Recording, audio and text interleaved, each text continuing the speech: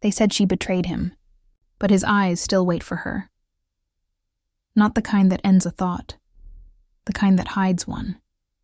The air doesn't move yet.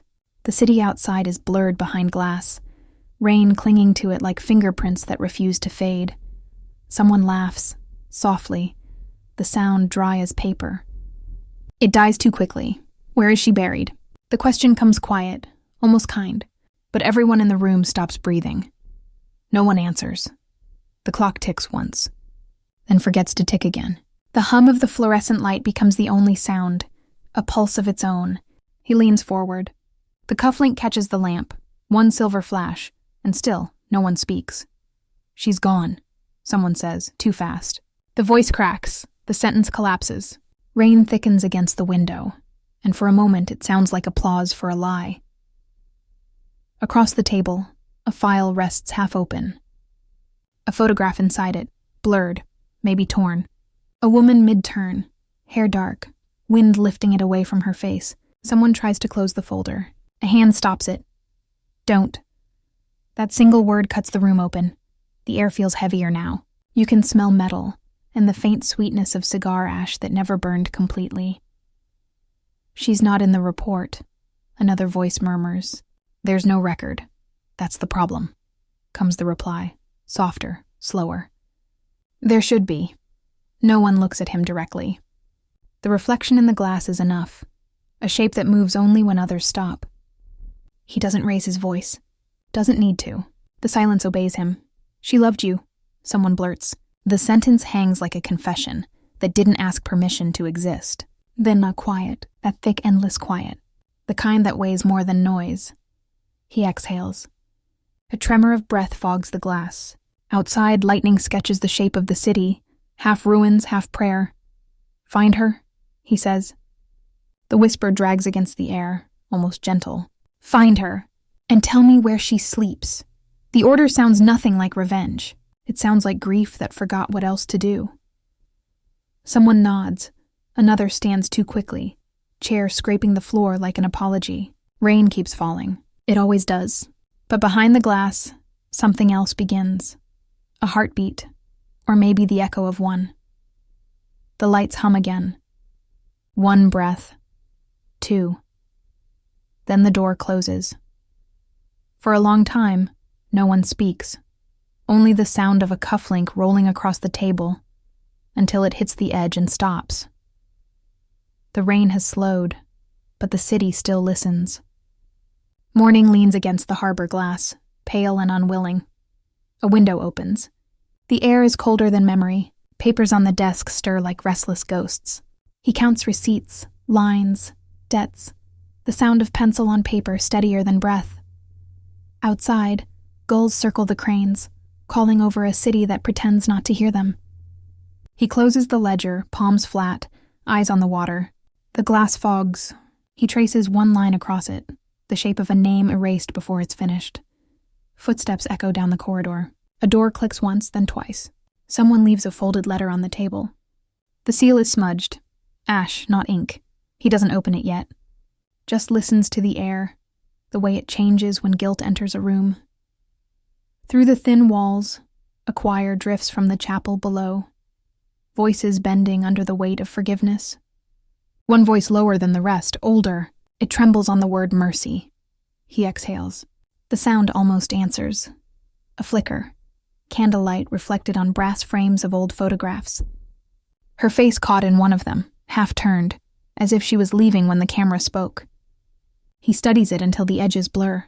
The silence isn't empty. It's waiting. The door creaks again. A hand appears, rough, carrying a file wrapped in string. From the archives, the voice says. You asked for the old accounts, he nods. Doesn't meet the eyes that brought it. When the door closes, he listens to the sound of footsteps fading down marble, counting each one until they vanish. Then, the whisper. Not from memory this time, but from inside the walls themselves. A woman's voice, faint, carried by wind through vents. You promised I'd disappear. He freezes. The pen rolls off the table, hits the floor, doesn't break. For a moment he believes the city itself is breathing for her. Then the sound fades, replaced by a distant bell from the harbor. He finally opens the letter. Inside, one page. Numbers, dates, and a name written twice, once crossed out. Her name. He folds it back. Lights a match.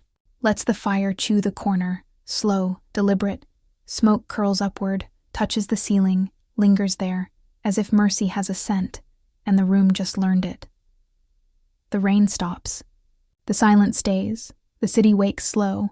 Rain hasn't stopped, only learned how to whisper. Steam curls from vents beneath the cobblestones. A cat crosses the alley, dry-eyed, as though it knows how grief behaves in this part of town. Inside, the ledger room smells of paper and damp smoke. Numbers blur at the edges of each page. Someone left a fingerprint in the margin months ago, and it still hasn't faded. He writes the date. Then rewrites it, smaller, as if that will make the past behave. The glass wall in front of him holds his reflection, tired, deliberate, almost honest. Every few seconds he touches the cufflink in his pocket, the metal warming against his palm. The window hums with wind. Beyond it, cranes swing like slow metronomes. Ships come and go. None of them leave clean. He closes the ledger, listens to the echo settle. Some debts, he thinks, aren't written in numbers. The phone rings once, doesn't finish its second chime. He doesn't answer. In the quiet that follows, another memory slides in. Her voice faint as breath. If I go, don't follow. Just keep my name clean. He hadn't. Couldn't. Now every line of ink feels like a lie told kindly.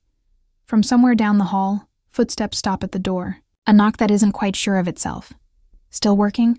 Paper shuffles, always. The door closes again. The footsteps fade. He exhales into the empty room. The sound fogs the glass just enough to see her face appear for a moment. Memory forming a shape out of nothing. Her laughter used to fill this place. It still echoes faintly in the corners of silence no one cleans. He turns the cufflink over once, twice. On its back, a name engraved, the first letter worn away. He sets it down beside the ledger. Outside, a bell from the port tower strikes noon, dull and late. The vibration carries through the glass, through the table, into his bones. He whispers to no one, "Forgive me for remembering." Then he begins again. Page 1 of a new ledger. Same ink, same ghosts. Night leans heavy over the harbor. The rain has thinned to mist. Not gone, just quieter. He locks the ledger and slides it into the bottom drawer, the key turning slower than usual. The lamp above flickers once. Electricity hums like a breath caught halfway. A file waits on the desk. Brown, worn, corner torn, sealed with a strip of tape that's been lifted before. He stares at it. Not curiosity, recognition. The handwriting on the label curves like a whisper. Internal Inquiry, S.A. He reads it again, slower this time. The ink feels recent. Footsteps echo down the corridor, deliberate. Then a voice, low, measured. "Open it." He does. The smell of damp paper fills the air, mixed with something colder, steel or regret. Inside, a list of transactions, a copy of her ID, a photograph of a field with no markers. Nothing new, and yet everything feels altered. She was buried here? Someone said so. Who? Doesn't matter. They're gone. A breath too long between words. He lifts the corner of the photo. A shadow on the left side. A shape, maybe a wheel rim catching the light. He remembers the car that night. The sea in its headlights. The sound it made when she said she'd disappear. She planned this. The thought comes without warning, silent but absolute. He sets the photo down, straightens the edges, and closes the file. The hum returns, softer now. "She's not supposed to exist anymore," the voice says. "Then why send me this?" "Because someone moved her." The sentence lands like a heartbeat missed. The file is gone when he looks again. Taken, maybe never there. He realizes he's alone in the room, and the door's still half open. Outside, the hallway light sways. Shadows stretch across the floor, longer than they should be. He presses his hand to the glass. The city below flickers in the rain. A single car idles near the docks, headlights off, waiting. He turns off the lamp. Only the faint hum remains. The room feels smaller than before. He whispers, almost to the reflection. Someone's rewriting the dead. And for the first time in months, he feels watched. The chapel smells of stone and old rain. Candles tremble even when no one moves. He stands near the altar, coat still wet, fingers ink-stained from the ledger. Father Mateo kneels beside a bucket of melted wax, his hands steady as if prayer were a mechanical act. "You came late," Mateo says without looking up. "Time stopped answering me," comes the reply. Silence hangs between them. It's not holy. It's afraid. Mateo sets down the match. The flame dies slow, whispering its own confession. A single page rests on the table. Thin, brittle, edges burned to black. "I kept one thing," the old man says. "She asked me to." He doesn't move closer. He doesn't breathe. The page carries a scent: salt, smoke, and lilies. What is it? Her last entry. Before she vanished. He hesitates. Before we buried her truth. The words drop like stones into still water. No ripples. Just wait. He reaches for the page. Mateo covers it with his palm. "You shouldn't read this." "I already did," he answers. Mateo studies his face, as if trying to decide which sin hurts more, keeping or knowing. "You helped her," the old man says finally. "And you let him believe she was dead." The truth lands sharp, clean. The air folds in on itself. The hum from the walls stops. He steps back once, twice, like distance could erase the sentence. "She wanted mercy," he says quietly. "She wanted escape." "She wanted both," Mateo replies. "And you gave her neither." The candles hiss. Rain seeps through the cracks in the roof, tapping against the stone floor like a metronome for regret. He looks down at the burned corner of the page. One letter visible. S. The rest turned to ash long ago. Mateo strikes another match. The flare fills the room in gold, then smoke. "This is all that's left," he murmurs. "And even this is too much." Flame kisses paper. The ink curls into black dust. For a second, the light seems to hold her shape.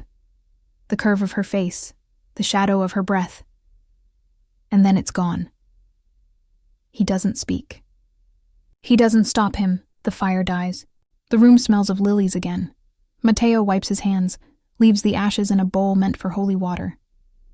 "Go," he says, "before I forgive you." He walks out, rain finding him immediately, sharp and cold. Behind him, the chapel door closes. The match smoke lingers, spiraling upward, like a prayer that refused to forget what it burned. The pier is quiet. Only ropes creak, the tide breathing in small, uncertain waves. He waits beside a rusted bollard, coat pulled close, cufflink cold against his palm. Footsteps approach, slow, deliberate, still chasing ghosts. The voice carries from behind him, smooth as wet stone. He doesn't turn. "I thought you preferred answers." Then another step. Water shifts between them. "She's gone," the voice says. "No," he answers. "Just buried wrong." The sound of a match. A flame in the dark. It lights half a face. Sharp, sleepless eyes. "She betrayed you," comes the reply. "She betrayed us." He almost smiles. "Then why does your voice shake when you say her name?" The flame dies. The smoke lingers. For a moment, all you can hear is the hum of the harbor lights. He finally turns. Rain slicks the pier. The city glows like a broken promise behind them. "I know what you're hiding," he says. "I'm not hiding," comes the answer. "I'm protecting." They stand a few feet apart, close enough to hear breath. Neither looks away. "She asked me to help her," he says quietly. "And you did?" "I tried." "Then where is she?" A beat. "I thought you knew." The silence after that line feels alive. Sharp, cold, watching them both. Lightning blinks over the water. The waves slap against the wood in uneven rhythm. He reaches inside his coat, pulls out the cufflink, sets it on the railing. It rolls once, stops at the edge. "She gave me the other one," he says.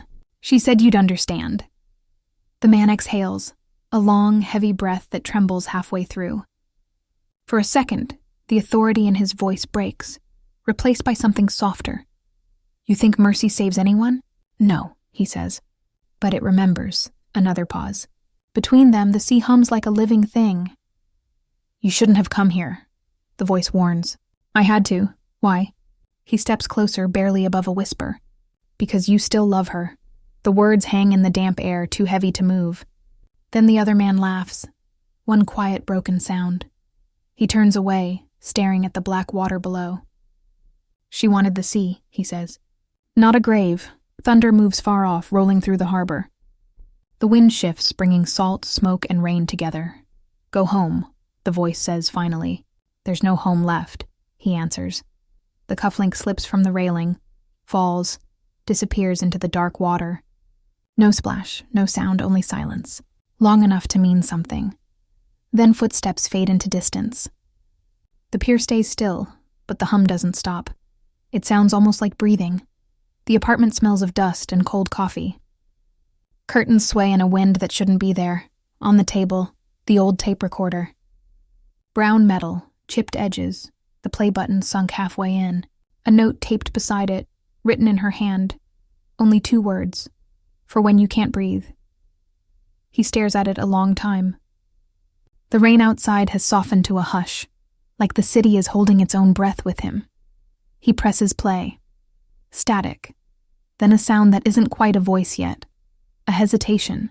A breath pulled from somewhere far away. If you're hearing this, her tone wavers, soft but certain. Then you didn't stop looking.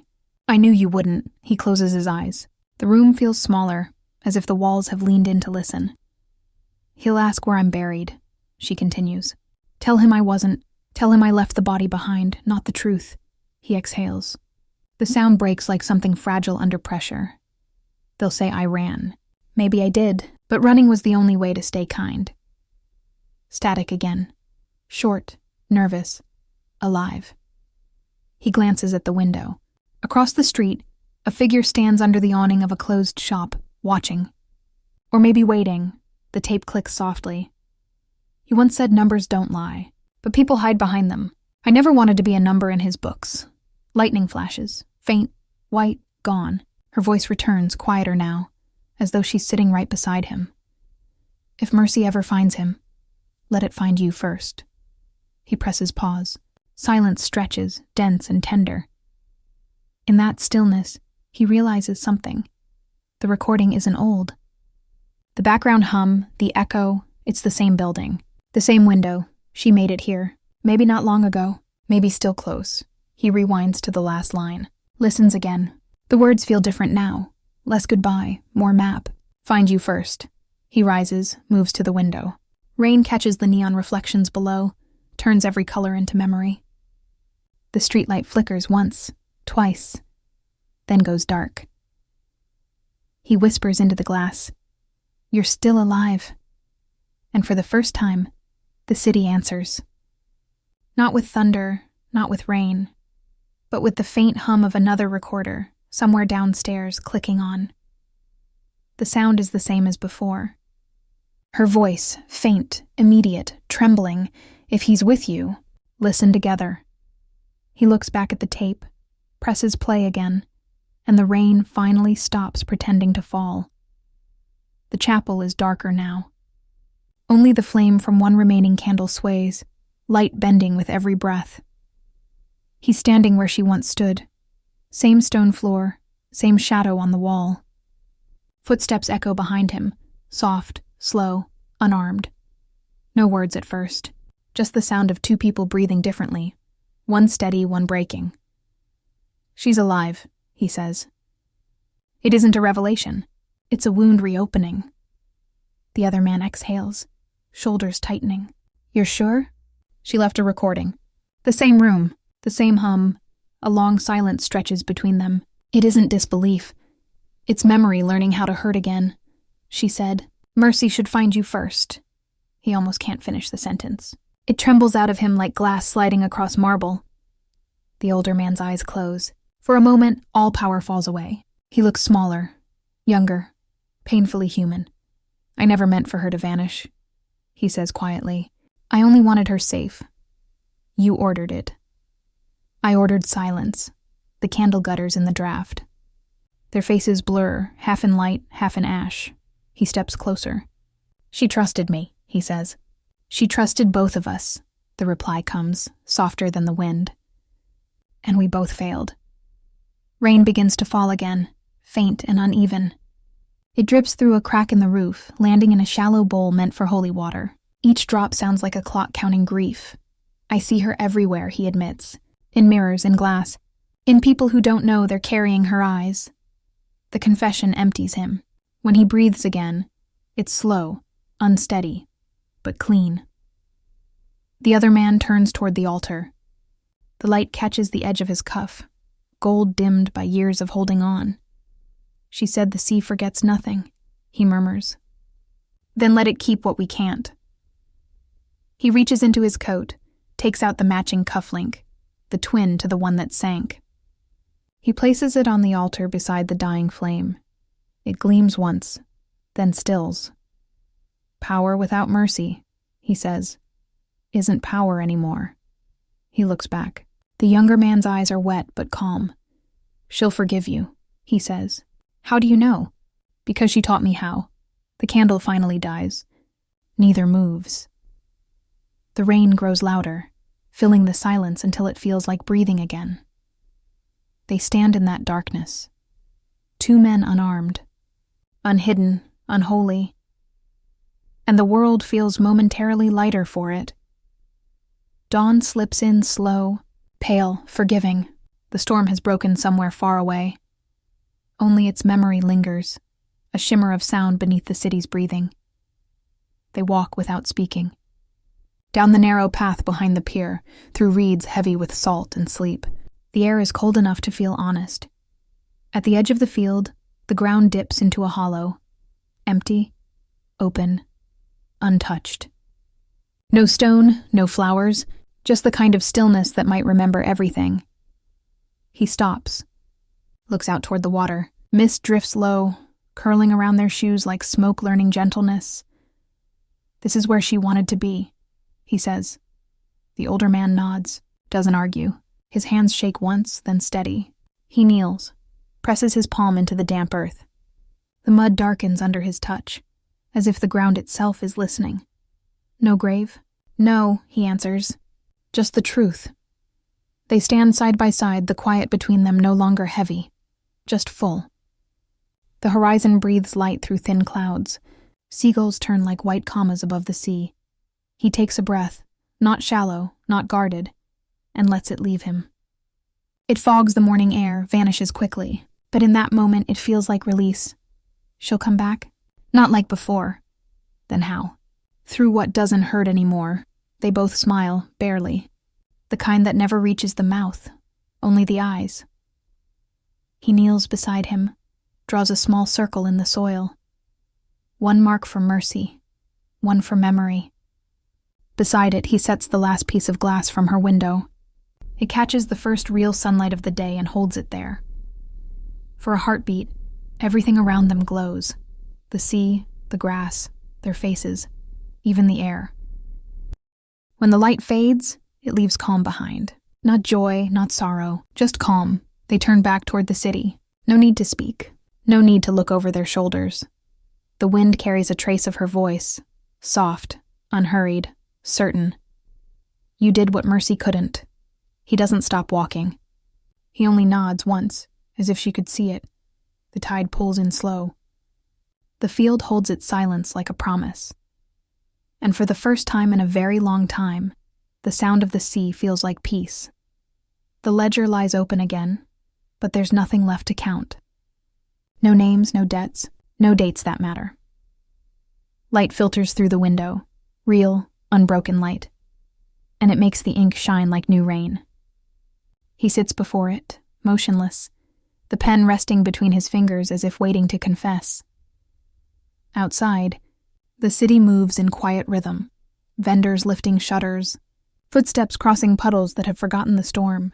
Everything feels slower, deliberate, as if the world has learned to breathe differently. He writes one line. No numbers this time, just words. Debt forgiven.